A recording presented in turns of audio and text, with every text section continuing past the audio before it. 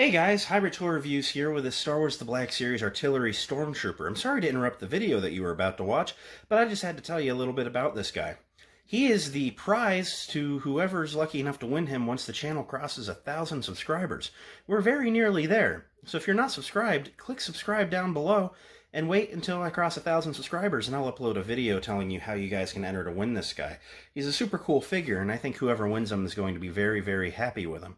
Anyway, I'm going to let you get back to your video. Thanks a bunch for hearing me out on this, and I hope you enjoy the upcoming video. Bye!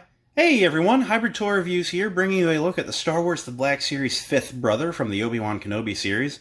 Looks like a really cool figure in the box, but you guys know what we do here. Let's go ahead and get into our review.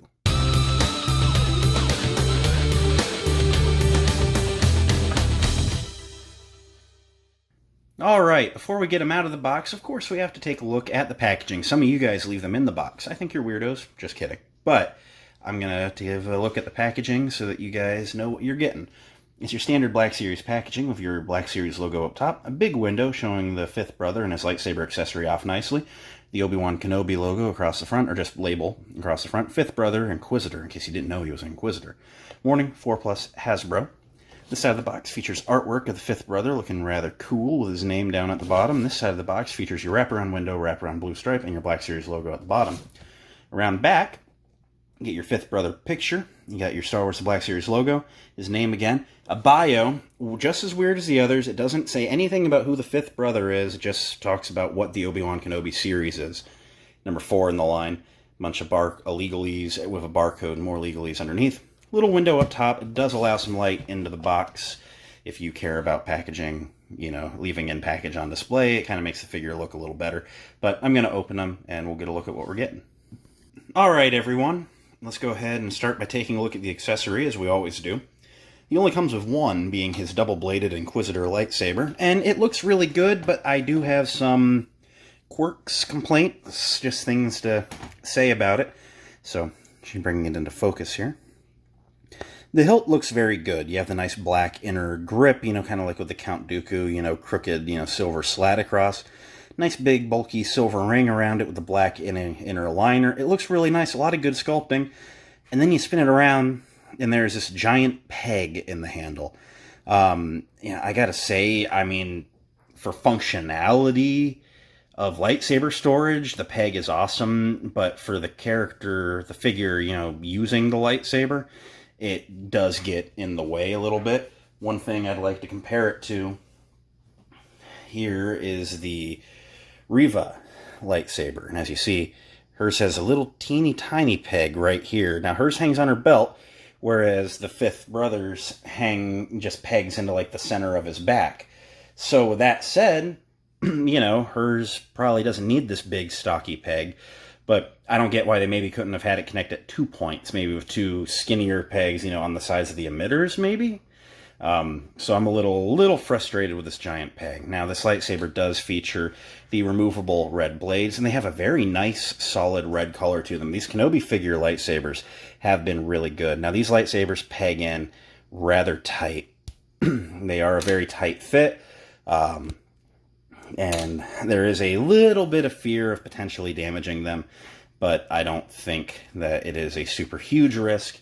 And taking the figure off the rotating stand, you see in the center of his back, he has a big hole, and you just peg the hilt in like so. And admittedly, for storage, it looks rather good, and the hilt is not going anywhere. I mean, that is effective storage. I just don't see myself really posing this guy with the lightsaber, you know, like not in his hand. And just to show you how the peg gets in the way, you have to make him hold it where the peg is facing him. If you have it out like that, there's not really any good spot for, you know, it gets in the way of the hand. So you have to have it where, I'll work it in the hand, and the hand's very slightly, not super rubbery, but the hilt is rubbery, so you kind of just have to like force it. Here it's in. See, the peg is like in the grip, which is fine, but it makes it so you can't like really, there's not really any great spot to turn the lightsaber out, you know, where you might be doing the spinning thing, because there's just not a good spot for that. I've seen, like, we're out of the basement keeps talking about, you know, we should just start getting second lightsaber hilts with the blades not, you know, removable, where there's just one with a static blade and then one that's just a hilt.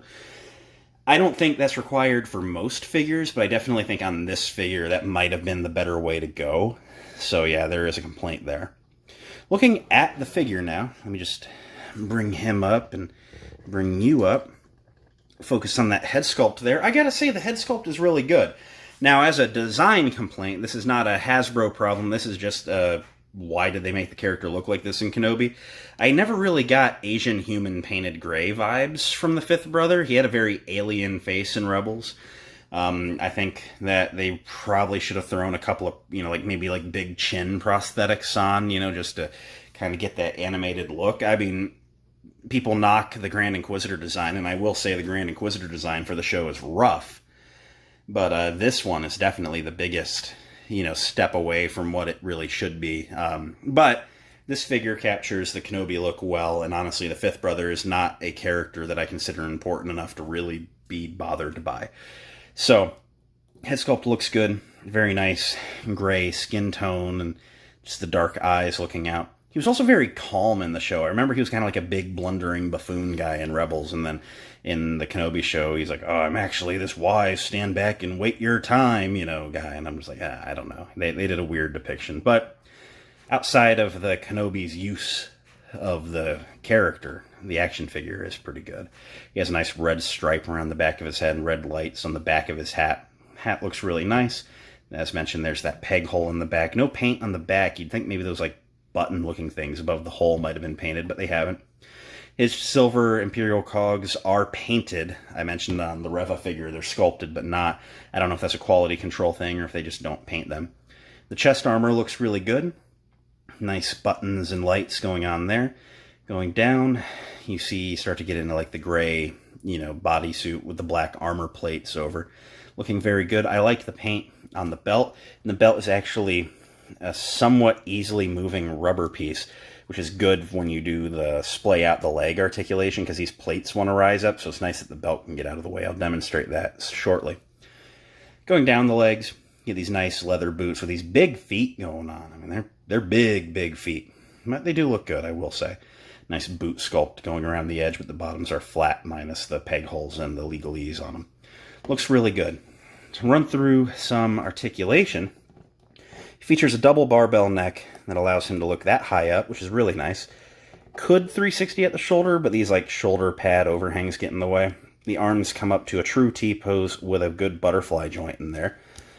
Single jointed elbows can come past 90 degrees ever so slightly, and then rotate at the elbow, 360 on the wrists, with both hinging up and down. The Kenobi hand articulation, for these figures, has been really good, I gotta say.